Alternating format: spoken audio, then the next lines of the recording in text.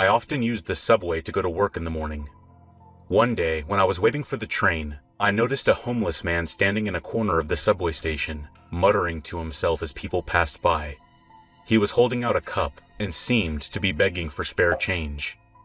A fat woman passed by the homeless man, and I distinctly heard him say, "Pig."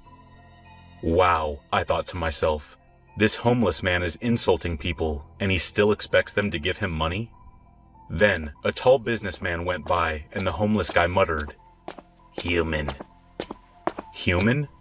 I can't argue with that. Obviously, he was human.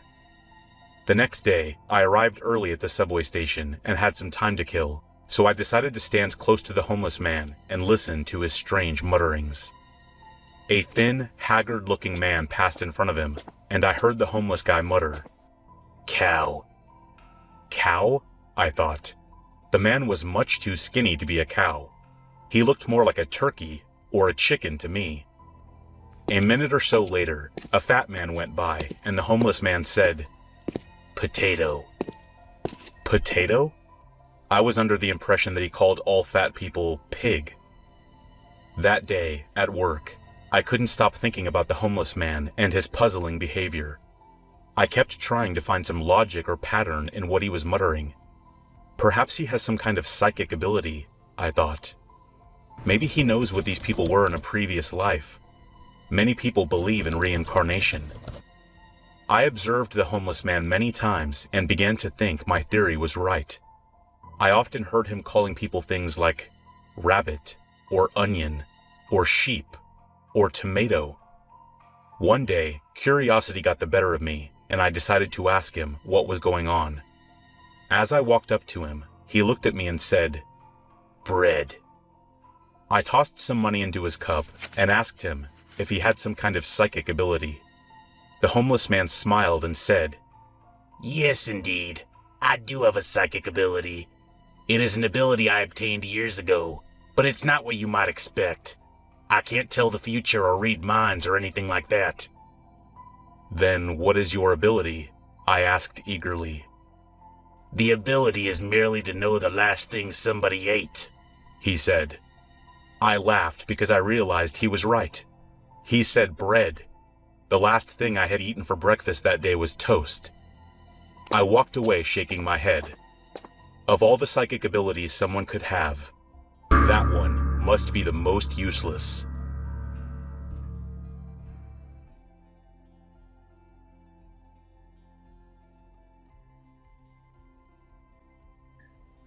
I used to live with my husband and our lovely son. However, our family was unhappy. We had always struggled with poverty ever since my son was born. At times, we suffered hunger, and it caused many arguments between us. My husband hadn't worked for 13 years and spent his days drinking. We were just barely getting by with whatever money I could bring. In time, we found out that our son suffered from mental health problems. However, I ended up keeping him in the house because I didn't think it was too serious. We'd never had any major accidents after all, until the incident. One day, I brought home a watermelon that I had received from one of my friends. It was sweet and delicious. After finishing the watermelon, my son was so happy. He said it was the best thing he'd ever eaten. I was pleased that I could share it with him, but no one expected the disaster it would bring. In the following weeks, he became madly obsessed with watermelons. He pestered me day after day to buy him another, and started to get angry when I told him that we just didn't have the money. Once I woke up to him standing by the bed, staring down at me. "I want to eat a watermelon! A sweet watermelon!" His frantic shrieks scared me so badly. I started to take money away from our necessities, just so that I could buy him a watermelon or two every day. Whenever he woke up, he would look for the watermelons and eat them. However, he kept saying that the watermelons I brought home didn't taste the same. Not like the one my friend had given me. Sometimes he'd even throw away the half-eaten melons in anger and scream his rage. I felt so helpless, but still, I didn't want to take my child to a mental hospital. So, I decided to wait a little longer, hoping that his condition would improve. And it did. He started to seem a little happier, more stable again. I even got brave enough to tell him that our financial situation had worsened and that I couldn't buy watermelons for a while. He seemed to take the news with surprising patience. I was relieved. Then, one morning, I woke up to my son's screams. Where's the watermelon? Give me the watermelon! My husband and I rushed to the kitchen. I could see our son rummaging through the fridge and kitchen cabinets. When he noticed us, he started to stumble over. There was a kitchen knife in his hand. Where's my watermelon? Watermelon. A sweet watermelon. His eyes seemed to roll in his head in an unnatural, terrifying way. And then, suddenly, without any warning, he stabbed my husband to the side of his head. Fresh blood splashed all over. I could just stand there in utter shock. It felt like I wasn't really there. It just couldn't be real. Then my son shouted with a wide smile, I found it! That finally snapped me back to reality. I started screaming and called the police immediately. By the time they arrived, my husband was already dead. They found our son holding his head, crying and mumbling that the watermelon tasted odd. When he saw me with the police, he tried to come at me with the knife too. Another watermelon. The police overpowered him and took the knife away. At that point, I just passed out. After that, my son was confined to a mental hospital. The nurses tell me that he's still trying to search for his sweet watermelon.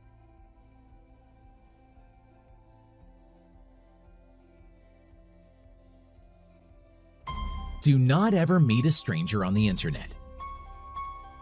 I don't remember any happy memories in my life. My depression was getting worse day by day. I wanted to die.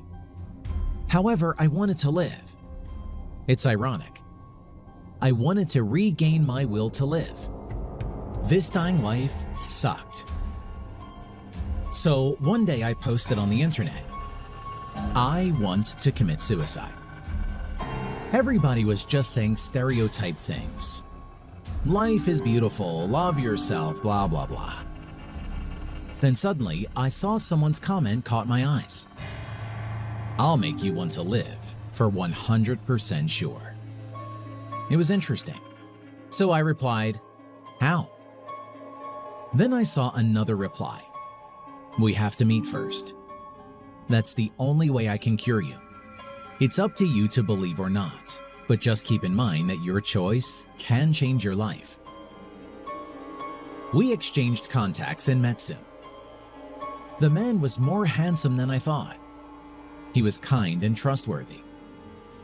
He led me to his house. The house was like an abandoned one. There was nothing inside. Now it's simple. I'm going to kill you. If you want to survive, you have to kill me first. What? Are you insane? No way, I'm going home. You said you want to live. This is the best way. Just trust me.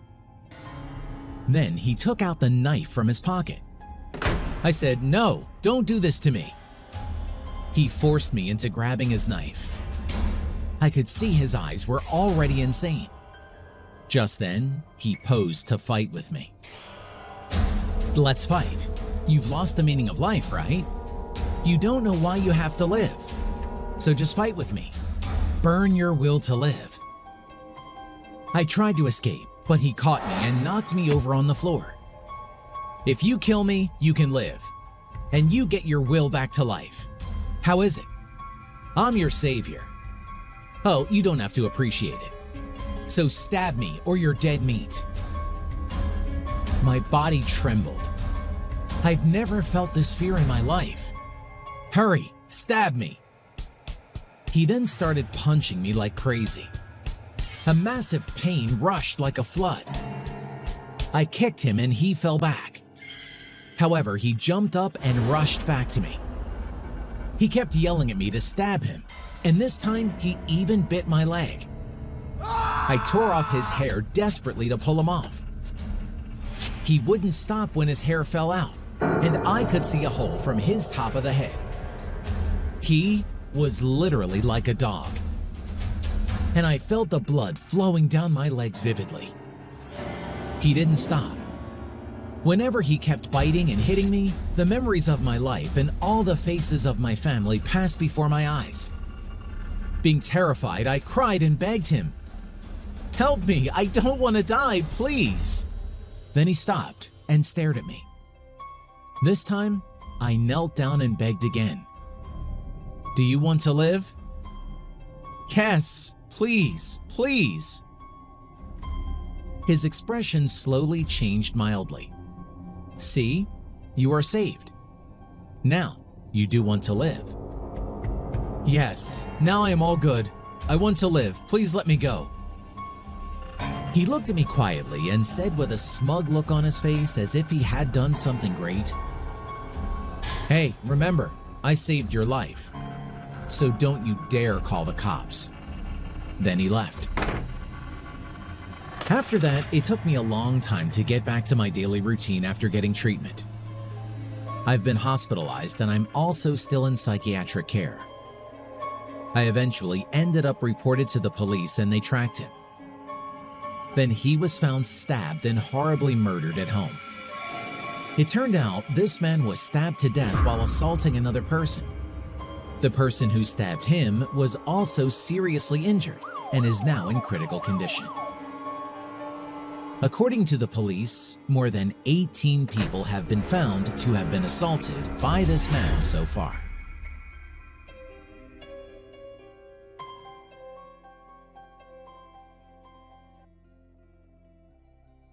One day, I saw a posting on this website.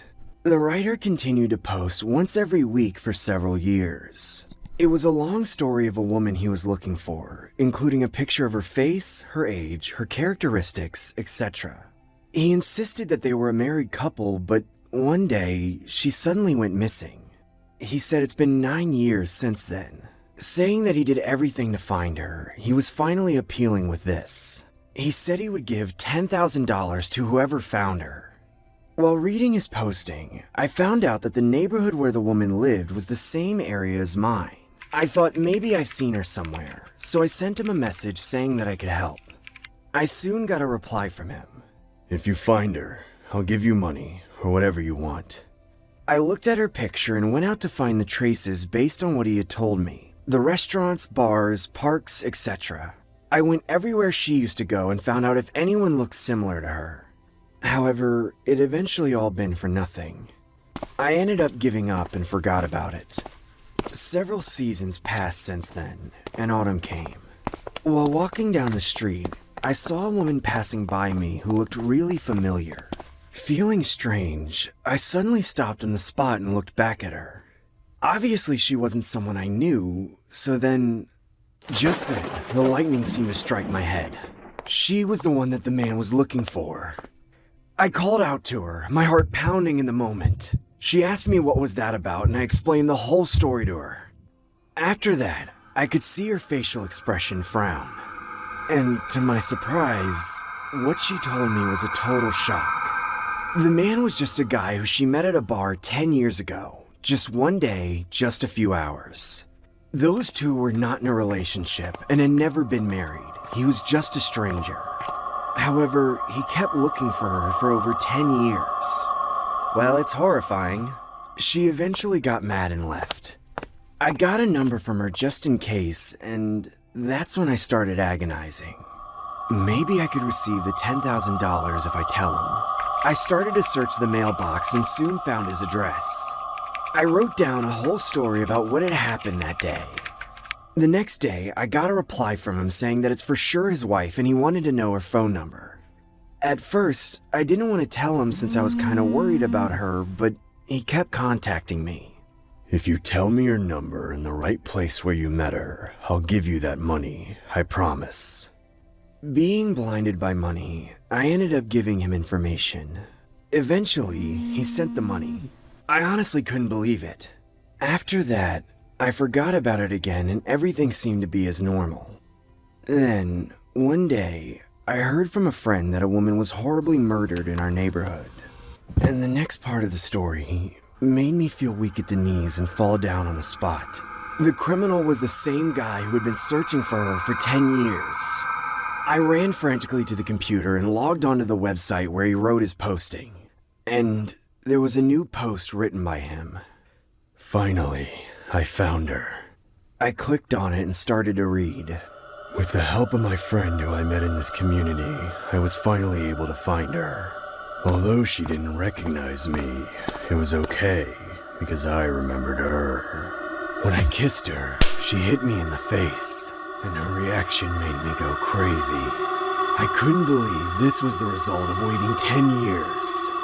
With a blaze of anger, I decided to get her out of my head. However, I failed. I couldn't get her out of my mind. During these 10 years, I haven't forgot about her for a single day. So I made the inevitable choice. If I can't get her out of my head, then I would get rid of her in real life. If she doesn't exist in the real world, that means she doesn't exist in my head anymore, right? I was in shock. And when I clicked my mailbox, I found another email from him. He told me to return the money he had sent, insisting that our deal was invalid. His reasoning was that she was no longer the same woman he was looking for because she had already changed. I never actually replied to him, but he kept sending emails. I will find you, and I will make you the same as her. Please look forward to it, my friend. I eventually ended up calling the police, and they started searching for him. A few days later, another eye-catching posting was put on the website. I'm looking for a guy who I love. It said that someone was looking for a man, and it was similar to the prior posting about someone looking for a woman. Shockingly, all the information about the neighborhood where he lived and the appearance of him was all in accordance with me.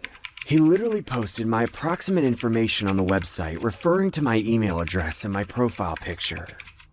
He also said he would pay money to anyone who finds me. I'm so terrified. I feel like he'll find me and kill me someday. A few days ago, someone came and talked to me on the street. He was a stranger, but he stared at my face and tried to continue a meaningless conversation, so I had to run away. I think there are people looking for me to get that money. Now I can't go out of my house. I have to stay inside. Please, somebody help me.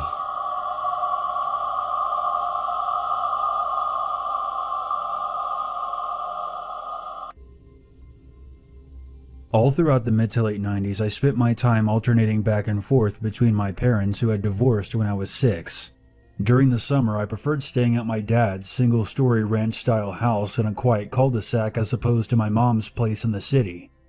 My dad's place was much quieter and had a better feeling of privacy with its big fenced-in backyard. During the warmer months, I would enjoy sleeping with my window cracked open and my fan on. In the city, it was always too noisy to have a window open at night. I remember at the time my dad was usually working late and would arrive home around 8 p.m. or later, so the majority of the day I was alone. I would spend my time on my dad's computer, using the dial-up internet. Back in those days, if you wanted to use the internet, you had to keep in mind that you were sacrificing your ability to use the phone. You also had to sit at a desk all day when you surfed the web. On this particular day, it was getting pretty late, and I had been sitting for a while. So I decided to get up and make myself a snack. The sunlight was fading outside, and it was just starting to get dark. But I didn't turn on any lights as I walked down the hallway and turned into the kitchen. Using the light from inside the fridge, I began to shuffle around looking for something to make a sandwich out of, when I heard something that made me pause. Back inside my room, I had a lamp on my nightstand that had these tiny charms hanging from the shade. Whenever I went to raise or lower my window, the nightstand would shake, and the charms would make tiny wind chime type sounds. I was used to the sound, but I had never once heard it from outside my room, because I was the only one who ever touched my window. And for such a small sound, I was surprised how far it traveled. There was this animalistic moment where my entire body froze, and I felt my sense of hearing dial itself up to 11 as I strained to catch every small noise coming from my room. I heard a couple of footsteps on my carpet, some muffled voices, and I heard the creak of my door opening. I let the fridge door swing shut and rushed over to the back door, but as soon as I opened it, I paused. Out the back door led to our screened-in back porch, which led outside to our fenced-in yard. Going through the screen door would make way too much noise, and whoever was now in the house would be able to catch me before I was able to unlock the gate to exit the backyard. I would have to run back towards the intruders to get to the front door, so not knowing what else to do, I ducked into a small closet right next to the fridge, where my dad kept the vacuum. There was barely enough room inside for me to stand up straight, and I knew that if they happened to open the door, I was caught. So I kept my hand on the doorknob to hold it closed. I heard 2 sets of footsteps walking down the front hall, and suddenly somebody was in the kitchen. He wasn't even being cautious. He was just sauntering around, opening cabinets and drawers like he belonged there. I heard him open the fridge right next to me and knock a few things around inside. I heard an annoyed voice coming from the hallway. "What the hell are you doing?" The second voice responded. "I'm starving, man. I haven't eaten all day." "Get the fuck out of there," the first voice snapped. The fridge door shut abruptly, and suddenly there was a tug on the handle of the closet I was hiding in. I tensed, and I held the door latch firm. All the guy had to do was pull on it hard, and I would have toppled right onto the floor. "Hey, this one's locked." The voice came from right outside the door. As soon as I heard it, I knew I was done, and I mentally prepared myself to be kidnapped or murdered. The second voice came again over by the back door. "Hey, did you open this?" "No, why?" "And somebody was just here. They must have run out back." I heard both of the intruders run out to the back porch. I could have taken that moment to run, but I was shaking so hard at me nearly getting caught that I didn't trust myself to try and take a step. I thought about trying to go for the cordless phone on the counter, but I remembered the dial-up internet was still using the phone line. After another few moments, the 2 men ran back into the house and made for the front door. I heard the front door unlock and swing open. They hadn't been out of the house for more than 5 seconds before I heard a police siren wailing as it drove past the house.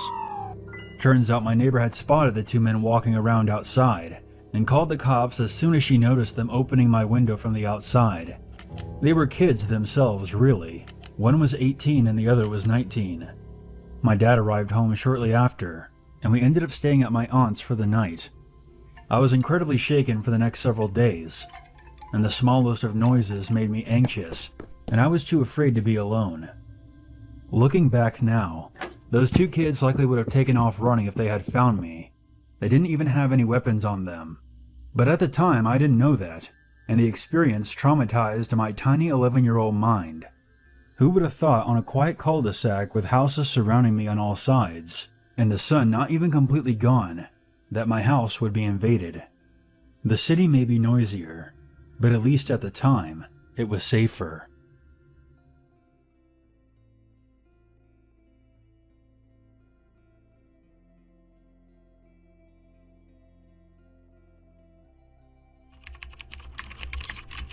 I was young and fresh out of high school. I needed work, so I sent in resumes to all sort of entry-level positions. I got a few responses. I settled on McDonald's because it was an easy commute. Plus, the employee discount was pretty cool. The only position they had was a night shift, 10 p.m. to 6 a.m. I'm fine with that because I was already a night owl. The first few days working there were fine. I wasn't working the counter or anything, just doing back-end stuff and cleanup. Our building was in a little strip mall off a highway exit. It's the only place there that's open at night, but we get a decent amount of customers, most of which go through the drive-thru. On the Friday of my second week working there, or maybe it was a really early Saturday morning at that point, I'm not sure. It was just late. I remember I was grabbing the stacked trays from the lobby when someone walked in through the doors. It was a woman. She was really tall and pretty, made up super fancy in a long dress with high heels. She was wearing a big hat too. Eccentric, not your average McDonald's customer. But what was weird was that I never saw a car pull up. We have a full view of the parking lot from the window, but no car ever dropped her off. She must have walked here. I smiled at her as I walked by and headed behind the counter.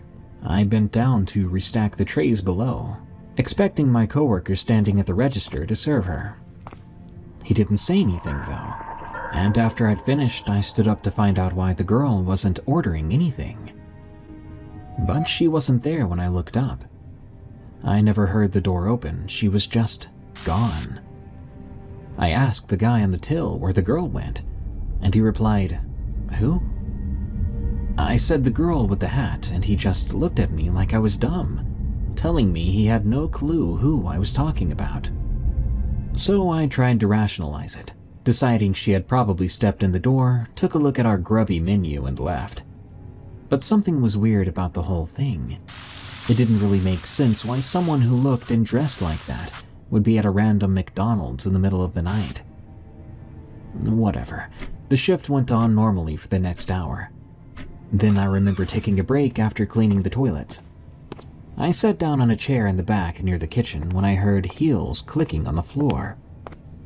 It was quite audible, louder than if someone was just walking. It sounded like stomping, sort of. So I peer out into the lobby. My coworker was gone from the front. I figured he went to take his break.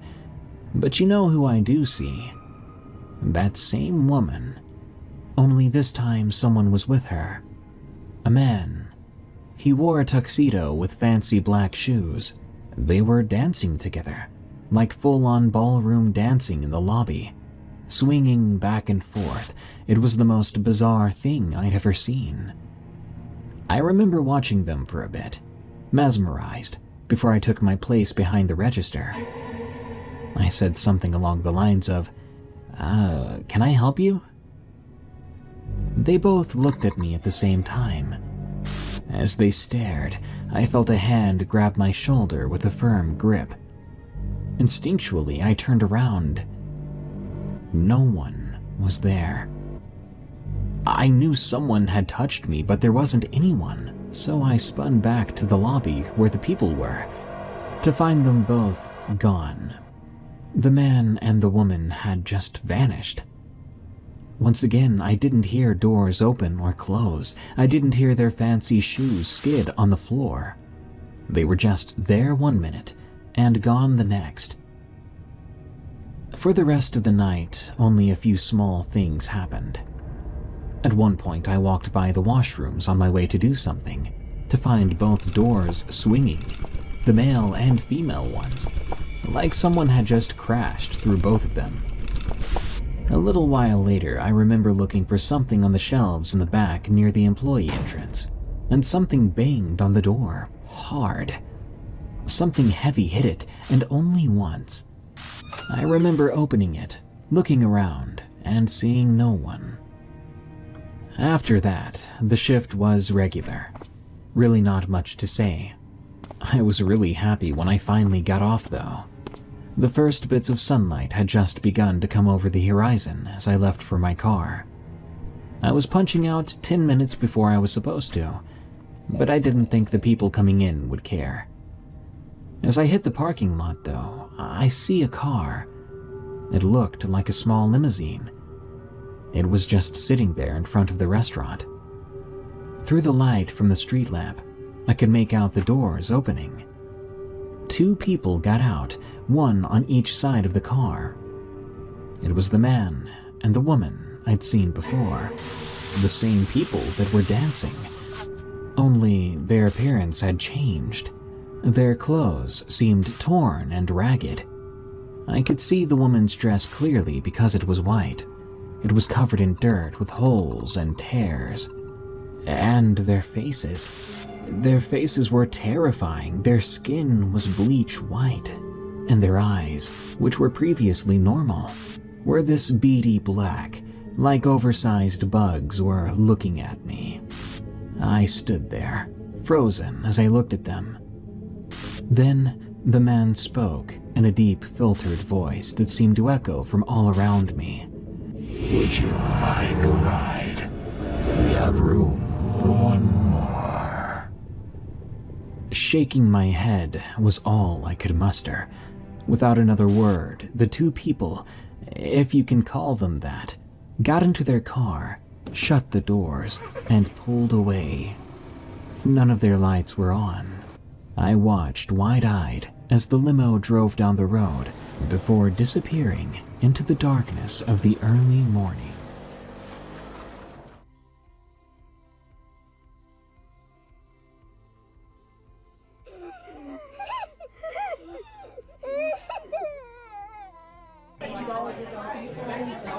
Back in the late 90s, I used to have a serious drug problem. I was living in Las Vegas at the time, and after snorting my entire stash of coke, I would party, pass out, wake up, jack some cars, sell them, spend some money on food, and the rest would go to my dealer, and then I would snort again and repeat the entire process. One night in July, I broke into a panel van without windows. It was parked alone outside of a rat-infested motel. My gut told me that I should check the back before I drove away, but my mind was on my next fix, and I just floored it as soon as I got the engine started.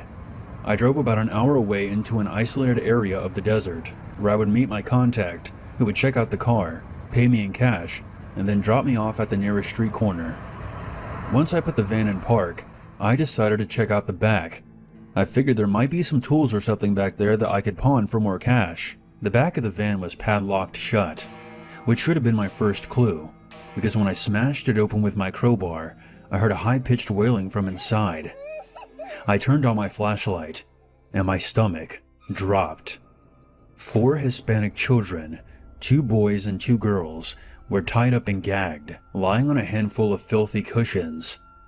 They were all in tears and staring at me in absolute horror. I dropped the crowbar and backed away from the van a few steps. This was bad. Really fucking bad. I didn't know what to do. I had clearly stolen the van from a kidnapper or a human trafficker, and they would be looking to recover it, and likely shoot the asshole who took it from them. I decided not to call my contact. I knew him pretty well, and I was fairly certain that he would either kill the kids and dump their bodies in the desert, or shoot me for fucking this up. I made a snap decision. I climbed in the van and explained to them in both English and what Spanish I knew that I wasn't going to hurt them. I ungagged them and cut the bonds around their wrists, but I left their ankles tied. I couldn't risk them running off. I felt sick to my stomach with heartbroken guilt when I saw the welts around their hands. The stench of urine and sweat was heavy in the air. I climbed back in the driver's seat, drove back out of the desert, and at the first service stop I pulled in and parked. I went inside and bought 4 bottles of water and as many bags of snacks that I could afford. I carefully opened the back of the van and tossed the bag inside. Then I closed it again and walked across the lot. I made an anonymous phone call to the police from a payphone, and then walked to the next service station, where I had a friend come pick me up. After that night, I had my friend buy me a bus ticket to Texas, where I had an older brother who would let me stay on his couch. I got clean, and I ultimately turned my life around. I got an honest job, and I now have my own family and my own home. I remember being so relieved when I heard on the news that the kids had been found and were returned to their families in Mexico. You never know when life will give you a test like that and a chance to prove your character. I like to think that those kids helped me as much as I helped them.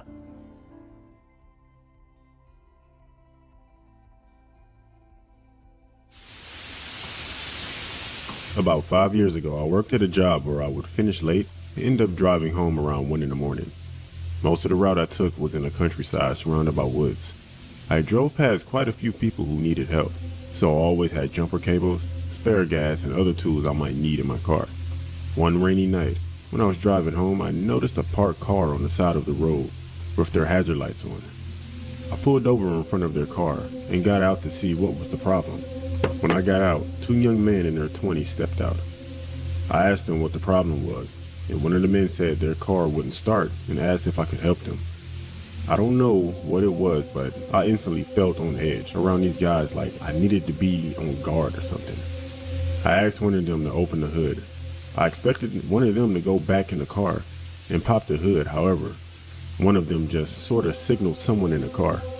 That's when I really looked into the car and noticed there were 2 more people inside. That's when I felt like something was really wrong. I opened the hood and took a quick look. I noticed one of the men gave a nod to the other men in the car. I was believing my instincts at that point, and that something bad was about to happen. I quickly thought up an excuse to get back into my car. I said to them that I think I knew what the problem was. I would just go back to my car and get the tool that I needed. I walked back to my car trying to look normal. I remember thinking one of the men was going to attack me from behind. When I got close to my car, I quickly got inside and started my car and drove away. I'm glad I knew it was a trap because shortly after, a car came speeding down the road behind me. Of course, it was the car claiming to be broken down. The man driving kept turning into my car, almost making contact. One of the men opened their window and was throwing what I guessed was loose change and junk at my car. The same guy throwing things then pulled out a knife and started scratching and stabbing at the windows, causing them to chip and crack. The driver turned his car into mine, this time making contact. I had to turn my car into theirs just so I wouldn't crash off the side of the road. I slammed on my brakes and so did they shortly after. The men then got out of the car and started running toward mine. At that point though, I had already started driving and drove past them in the car. I don't know if I lost them or if they just gave up, as I didn't see them again after that. I've never feared for my life as much as I did that moment. About 3 days later, I read on the news that 2 men had been robbed and severely beaten by a group of men who claimed that their car was broken down. I'm glad I trusted my instincts and knew to leave.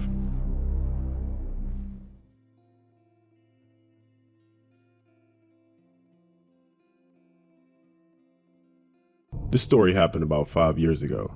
My dad had recently retired and we had always talked about touring the United States. We bought a third-hand RV and began our road trip around America. We were about halfway through our journey and so far we had no problems and enjoyed all the places we visited. The RV had a few problems being third-hand, but nothing too serious that we couldn't fix on the side of the road. We were driving late in the evening around 10 o'clock when the RV started to make noises. That was usually an indication to us that we needed to get out and make a few adjustments. We pulled into a parking lot next to a bar and took a look, and I suggested that we take a little break and had a drink in the bar. As we were walking towards the bar, I noticed there were motorcycles parked outside, and it actually looked like a motorcycle gang was hanging around. We were in the bar and we had some food and drinks. At one point, I looked around the bar and I noticed 2 men who were in motorcycle jackets pointing in our direction. The 2 men approached us and aggressively told us that we were in their parking spot and needed to move. I knew my dad was going to say something, but I interrupted him before he could speak and said to the 2 men that we'll move our RV. I wasn't going to cause trouble. These men looked dangerous, and there were more outside. We paid the bill and we left the bar. As we were outside, I remember that we hadn't quite fixed the RV yet. I told my dad to wait inside and I will finish adjusting the RV so we could get back on the road as soon as possible. One of the men who approached us earlier asked why we weren't gone yet. I told him that the RV had some problems and I needed to fix it. The man told me in a very stern voice that we better be gone in 5 minutes. He made a point of revealing his handgun as he said this. I quickly finished the RV and we got going again. While we were driving, I heard motorcycles loudly behind us. One bike sped up and got in front of us while the other one surrounded the RV. I didn't understand why they were after us. We did everything they said and they were still harassing us. I knew the men were armed, and if we stopped, we were probably going to get hurt or worse. I told my dad to continue driving no matter what. I tried calling the police, but I couldn't get through. My dad said just to keep calling them until they pick up, so that's what I continued to do. The RV started to make noises again, and it wasn't long before the engine cut out, and we had no choice but to stop. The men got off their bikes and started approaching the RV, but for some reason they quickly turned around, got on their bikes, and drove away. My dad pointed in front, and he said, "There's the police."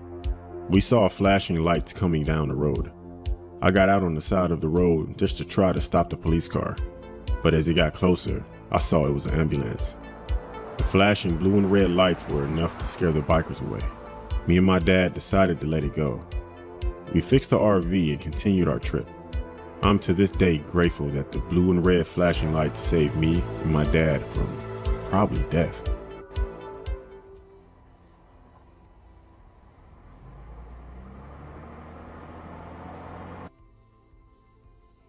This story happened a long time ago when I was in my late teens. I had recently got my first car and I would always drive my friends and I around, usually to a bar called Frank's Bar that our friend Peter's father owned. It had pool tables and darts there, so that's where we hung out most of the time. One night, like most nights, I was driving some friends to the bar. During the drive, a man started driving close to my car, beeping his horn and trying to overtake me. One of my friends said to not let him over in order to annoy him. I didn't let him pass. My friends and I laughed at the man's frustration. For some reason, the man slammed on his brakes, nearly crashing into a barrier on the side of the road. We continued to laugh. Then we arrived at Frank's Bar. We had dinner, played pool, and had a few drinks. As Peter's dad owned the bar, we would always stay late past closing time. My other friends had left a little earlier that night, so it was just me and Peter. It was midnight when I decided it was time to head home. I said bye to Peter and his dad, and I left the bar. When I got outside, I expected my car to be the only one in the parking lot, but there was another car parked near mine. A man was standing outside his car, sipping on a liquor bottle, watching me. I knew right away it was the man that nearly ran off the road. I kept my head down, trying not to make any eye contact, and I got into my car. When I got in and started my car, so did the man. I drove off down the road, and so did the man following me close behind. I barely got down the road when the man started aggressively tailgating me. He drove up beside me, waving his hands at me. It looked like he wanted me to pull over. I wasn't going to, and I continued driving and looked away. The man started beeping his horn, and when I looked back at him, he was holding a handgun, pointing it right at me. My instinct was to drive faster, and the man accelerated as well. I saw my mirror, and the man somehow lost control of his car, causing him to swerve. I didn't see what exactly happened as I was focusing on the road, concentrating to driving fast and to get away from this guy. I didn't see that man again that night, and from then on, I always worried when I went back to Frank's Bar that I would see that man again.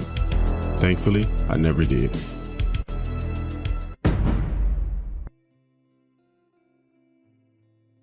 When I was 10, my parents divorced. My mother left the house and disappeared. A few years later, my father married my stepmother. She was a very beautiful person and sweet as an angel to me. Being that she worked as a nurse, she used to take care of me whenever I got sick. I started to open up to her, and it seemed like we were becoming a real family. Until an incident happened. About 1 year later, I started to get sick. It was weird. I could feel my body was getting weaker and weaker. As always, my stepmother took care of me with all of her heart. However, something felt different. Sitting next to me while I was laying in bed, she took something out of her bag. The first thing that caught my eye was a syringe. She said she would inject me with a tonic to get better soon.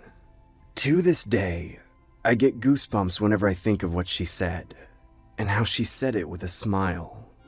I am an angel, and I'll send you to heaven. You won't hurt anymore. After hearing that, I refused it because it felt really weird. She then kept saying it was okay and even forcibly tried to give me the injection. You need a shot now!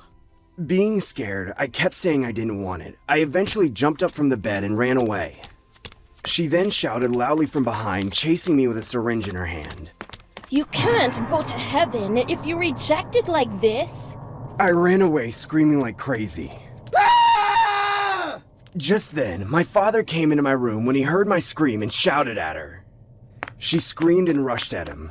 It's time for you to leave too. She then put the needle in his throat.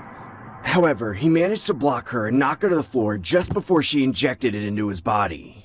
Later, my father immediately called the police and she was arrested at the scene. Being terrified, there was nothing I could do but just flop on the floor. It turned out that she tried to inject us with a drug that kills people.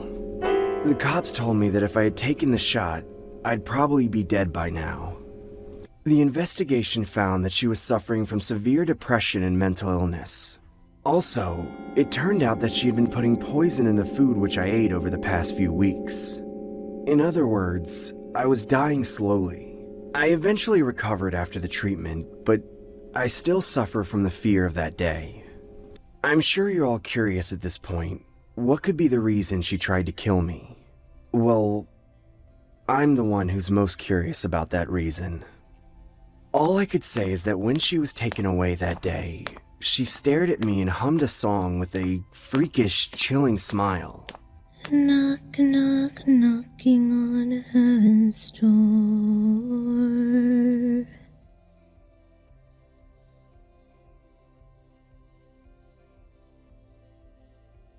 I'm just a normal guy in my mid-20s. One day, one of my friends showed me a video that completely changed my whole life. Let me just begin my story. So, my friend was a bit of a weirdo. He would often save bizarre videos he found on the deep web on his phone and show them to me. At first, I was shocked that those things were real. On the other hand, the stimulating elements of the video strongly knocked on my brain. During a weekend, bored with nothing to do, I logged onto the deep website that my colleague told me about and watched a ton of horrible pictures and videos. I downloaded one of them, and to this day, it's still stuck in my memory. In the video, a man was sitting on the floor with his arms and legs tied with another man standing in front of him. I couldn't see his face because of the angle. Wearing a black suit, the man was muttering something. It was another language that I didn't understand. He seemed to be having conversations with the man sitting on the floor and soon walked off the screen. When he came back, he was holding a bucket. He then scattered some kind of liquid on his body. He turned around and made some gestures. What I saw next was terrible. 3 hounds ran out from nowhere, quickly attacked the man, and began to bite off his flesh. I'm not sure, but they look like some kind of wolves. The scene of 3 large-sized dogs eating him up was clearly visible on the screen. While watching the man's body being torn apart, I immediately closed the site and turned off my computer. I almost threw up on the spot. My heart was pounding frantically. I'd never seen anything like that in my whole life. The shock lasted for a few more days. The scene was imprinted in my head. I hadn't been on the deep web since that day, and I almost forgot about it. A few days later, a message popped up on my computer screen. If you want to live, send $6,666 to the account number below. If you don't send the money, we'll kill you like the man in the video you saw. We know where you are. My computer must have been hacked when I downloaded the video. I was terrified, but I tried to calm down thinking someone was just playing a prank on me. Only fools send money because of this shit. They don't know my location and will never hurt me. I turned off my computer and tried to forget everything after that. It'd been 3 days and nothing happened. Yeah, it was just a prank, I told myself. That day, on the way home from work, I saw 3 large dog necklaces on my front porch. I found a note next to it and it said this on the paper. My dogs are starving. Just then, I broke out into a cold sweat. No way, do they really know where I live? There was another message on the screen when I immediately turned on my computer. If you don't send the money by today, you'll be the next target.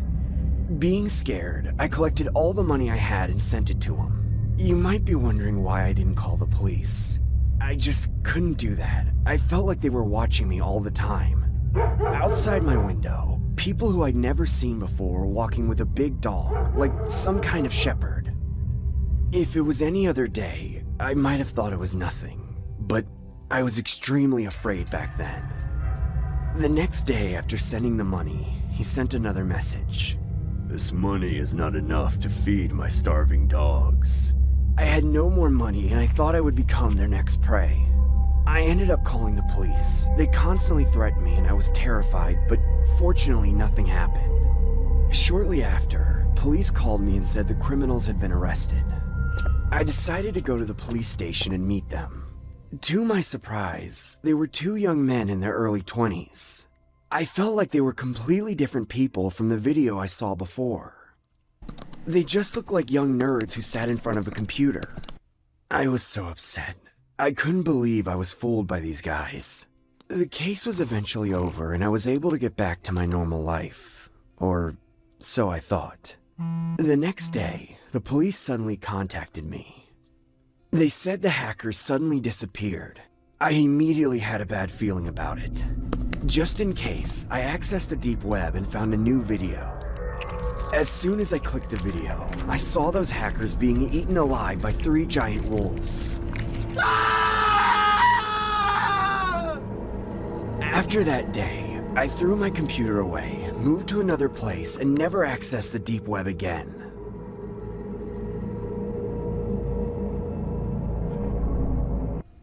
It happened a few years ago on Halloween. I was drinking and hanging out with my friends until late at night in a downtown club. All the clubs and streets were full of people dressed in Halloween costumes. Everyone was enjoying a crazy night. Because I drank too much, I ended up collapsing in a nearby alley and fell asleep. I don't remember how long I was passed out for, but when I opened my eyes, I felt someone rubbing something on my face.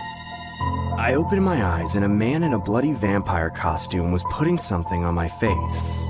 It smelled sour, and just then, I realized he was putting ketchup on me. I freaked out and pushed the man away. "What are you doing?" He began laughing frantically.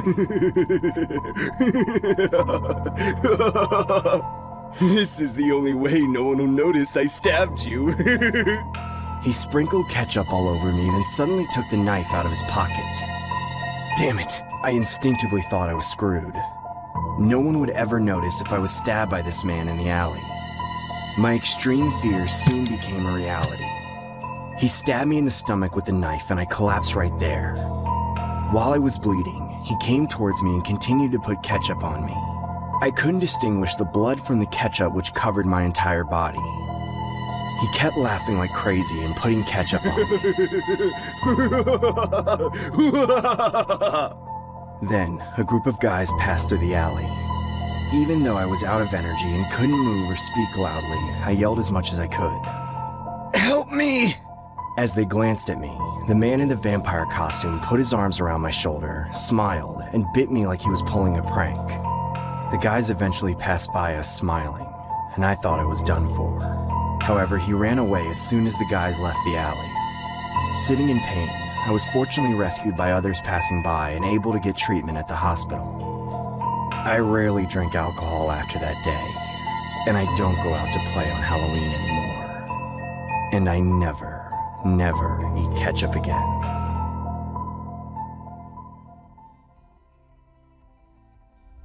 One night, I heard some noise outside my front door.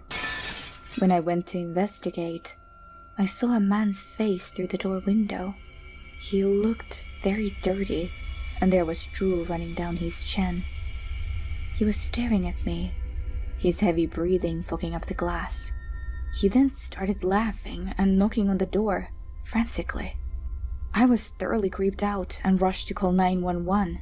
The guy just kept banging on the door.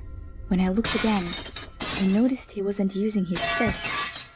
He was using his head, slamming it against the window, over and over and over. He kept at it, madly, almost the whole time while I was waiting for the police. The glass was starting to crack, and he was bleeding from his nose and forehead. Unfortunately, just before the police arrived, he left. I hoped that would be the end of it, but no. Later that night, I woke up to a loud noise. It was the same guy, hitting his head on another window on my house. There were small shards of glass sticking out of his head. There was blood all over his face. The window was nearly completely shattered. Then I noticed he was handcuffed. Perhaps he was a criminal who had gotten away from the police. I ended up calling the cops on the spot again and hid in the bathroom. The guy must have eventually run out of windows to break and got into the house. He wound up behind the bathroom door and started slamming his head against it. I was afraid he'd break the door too. That's when I heard the sound of sirens. The police had arrived. The banging stopped. They found him collapsed in front of the bathroom door. with pieces of broken glass and splinters of wood stuck on his face. The man was immediately taken to the emergency room at the nearest hospital. However, he had suffered a serious concussion and other damage to his brain, and fell into a coma. He still has not awakened. Until he does, there will be no answers as to why he was banging his face on my door that night.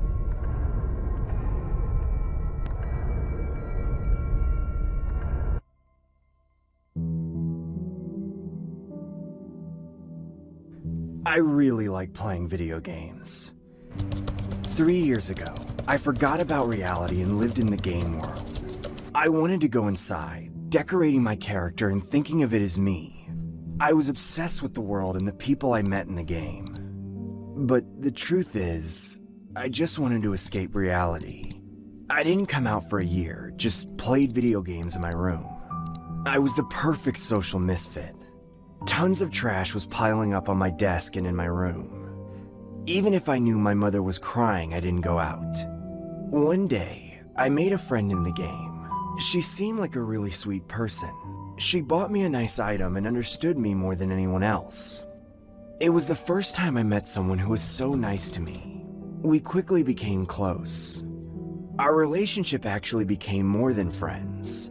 We spent all day together in the game and she became my first girlfriend in my entire life. I really loved her. Even though we hadn't actually met, I was happy. Then one day, she started attacking my character. I asked her why, but she didn't answer. She just kept attacking me. Another day, I got a phone call from her. I want to attack people, She said. but it's impossible in real life. So I want to at least feel it in the gaming world. Now, I'm going to attack your character. Scream for me, so I can feel like I'm really attacking you. She started attacking my character and laughed frantically. I hung up the phone and couldn't get out of the shock. I kept getting calls from her but didn't answer them. I then got a text message from her. I want something stronger. If you love me, die for me. I started to get scared of her, but I already liked her so much back then. I wanted to give her everything she wanted. The next day, she suddenly made a video call to me. Even though I had seen her picture before, she was even prettier on video. Compared to her, I was shabby. I was so embarrassed, but I didn't want to miss her. I wanted to be nice to her. Then, she suddenly told me to pick up a kitchen knife. Stab your belly when I attack your character. She said. I know, I thought it was ridiculous, but I said yes. I didn't want to disappoint her. I brought a small knife to the computer. I could see her eyes glittering. Just then, she attacked my character. She told me to stab myself in the stomach at the moment, but my hand wouldn't move. In great fear, my body wouldn't allow me to do such a thing. My body was shaking hard and I began to sweat. I thought what I was doing was crazy, but I was out of my mind. I could hear her over the phone shouting and cursing. Did you do it? No? Why? I said in tears on the spot, I can't do it. She kept saying, Do it for me, baby. You promised to make me happy. And this is what will make me happy. Just close your eyes and do it. And let me hear your painful groans. I tried again but failed. No matter how much I loved her, I couldn't do this. She started to curse at me again. We ended up arguing for hours on end. My body was all sweaty, and she said she wouldn't see me again if I didn't do it. I thought about hanging up the phone and breaking it off with her, but I was also afraid I would never see her again. After a few attempts, I stabbed myself with the kitchen knife when her character attacked me. A dizzying pain surged, and just then, I heard her laugh. You finally did it! Watching me clench my stomach in pain, she laughed madly. I felt blood flowing down from my belly and my vision getting fuzzy. She smiled at the sight of me like that. I'm so This is thrilling! She hung up the call as I lost consciousness. When I opened my eyes again, I was lying in the hospital with my mother crying next to me. I finally came to my senses when I saw her tears. I did something really stupid. Fortunately, I didn't stab myself that deeply and was able to leave the hospital shortly after. As expected, there was no contact from her after. And after that day, I never contacted her again. That's how I got over the hard times and got back to my daily life. I'm living a normal social life now. I learned a lot from that terrible experience. Humans are weak beings. Human psychology is weaker than we think. And sometimes you can't think normally because you're being psychologically manipulated by someone else. I just hope there are no victims like me again.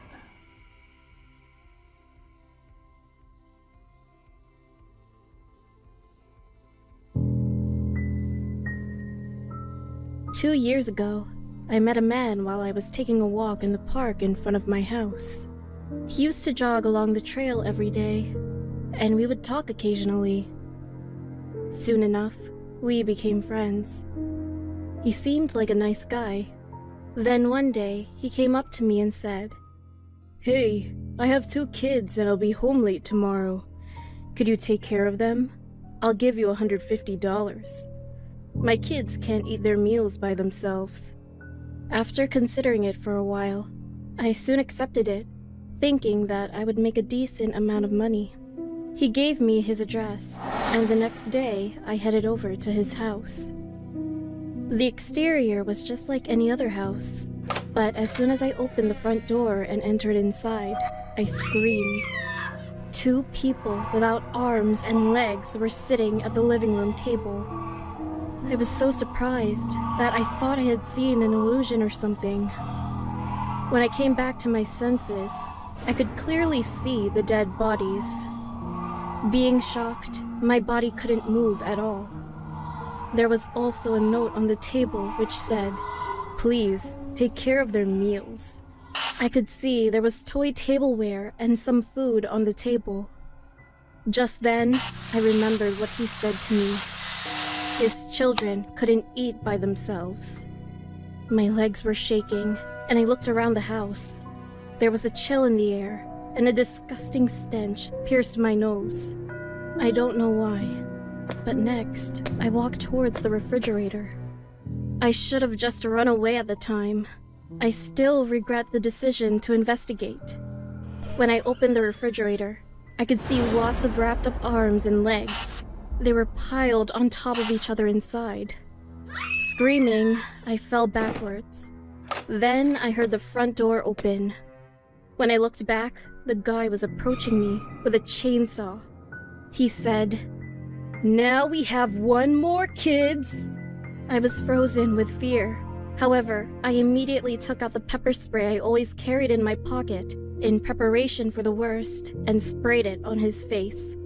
After turning on his chainsaw, he ran towards me, but then he got sprayed in his eyes and writhed. Ugh, my eyes! I managed to run away from his house and call the cops. He was immediately arrested on the spot. It turned out that the bodies were of those who were kidnapped and killed by him, their arms and legs severed by his chainsaw. What was even more horrifying was his response when the police asked him why he had cut off people's arms and legs. "That way, I can carry them." Then he laughed maniacally. To this day, I live every day grateful that I survived that crazy encounter. What would have happened to me if I couldn't escape